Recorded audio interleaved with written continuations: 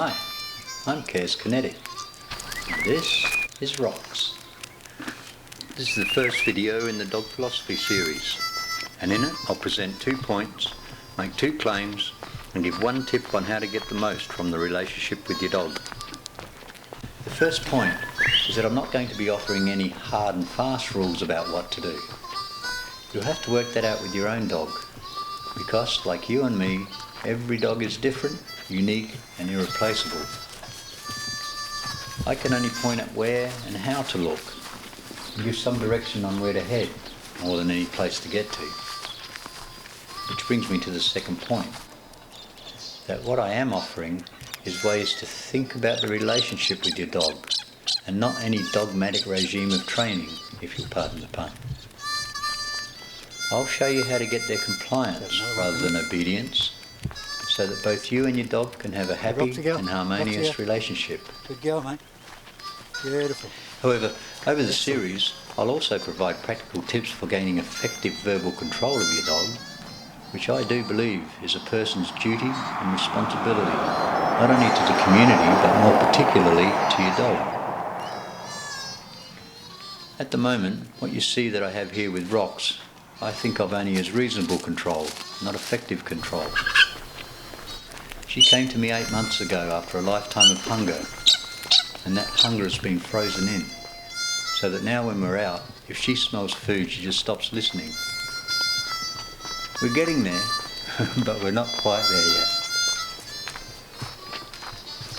The first claim I'll make is that dogs are not deficient in any way.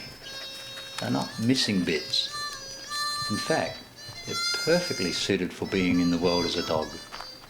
And they live in the same world as we do, but they live in it as a dog. They smell, hear, see and feel the same world that we do, but they do all these things as a dog. And being a dog is a fine thing to be. I reckon we're just going to go home, Roxy. So, claim number 2 is that one part of dogness, of being a dog, is to be cooperative. It's as though it's been hardwired into them. They are innately willing and eager to cooperate. They understand cooperation and they respond really well to it. Dogs do not need to be dominated. Now of course, I'll explain and expand on these points and claims in further videos. But for now, let me just give you the first tip. Make sure it's always good news for your dog when they come to you, especially if you just called it in, and especially if you just called it in because it's trouble. In the case of calling your dog in after trouble, the good news only needs to be short, perhaps 5 or 10 seconds worth.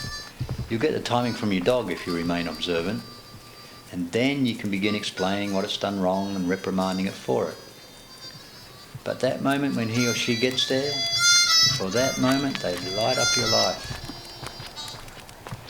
In this way, your dog is never reluctant to come to you, no matter what. You must be their safety, and you must be their assurance in all things. Dogs are very discerning like this, and they understand these types of nuances. Don't underestimate your dog. If you can do this, your dog gets used to coming straight to you after trouble. And it looks good, it feels good, and it is good. And look, I know for myself, I've always been hardest on my dogs when I'm feeling embarrassed. Don't let your embarrassment get in the way of good thinking. Remember, it's always good news for them when they come to you. Always. Well, that's it for this first video on the Dog Philosophy playlist. I hope it's of some value to you.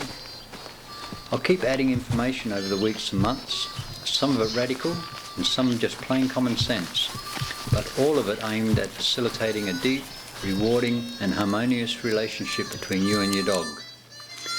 And please, you'll be doing me a favour if you could remember to smash the like, hit subscribe, ring the bell and leave any comments and suggestions, criticisms and contradictions, which I'll try to discuss in further videos. See ya.